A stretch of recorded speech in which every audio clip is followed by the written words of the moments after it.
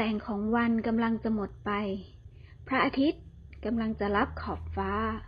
อีกเดี๋ยวก็จะถึงเวลาของพระจันทร์ทุกครั้งที่มีการหมุนเวียนแบบนี้ฉันมักจะกลับมาทบทวนตัวเองเสมอ1 วันของฉันหมดไปกับอะไรบ้างทำอะไรให้ตัวเองมีความสุขแล้วหรือยังถ้ายังจงทำเพราะเวลามันมีแต่เดินหน้ามันย้อนกลับมาไม่ได้จึงต้องใช้ทุกนาทีให้คุ้มค่า1 วันของฉันวันนี้ฉันมีความสุขกับการได้ทำในสิ่งที่ตัวเองรักการเดินทางกางเต็นท์อิงแอบแนบชิดกับธรรมชาติที่มีความสวยงามในแบบของมันนั่นคือที่สุดแล้วของฉันในวันนี้แล้ว1 วันของคุณล่ะทำอะไรให้ตัวเองมีความสุขแล้วหรือยัง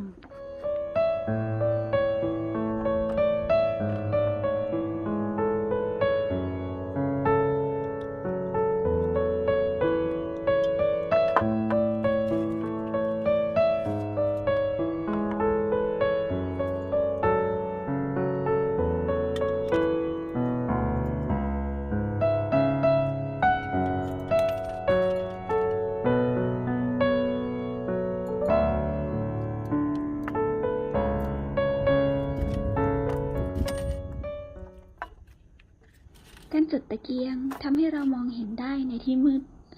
ตะเกียงชีวิตก็เหมือนกันพยายามจุดอย่าปล่อยให้มันดับหมดคอยเติมแสงสว่างที่เรียกว่าความสุขให้กับชีวิตบ้างนะคะ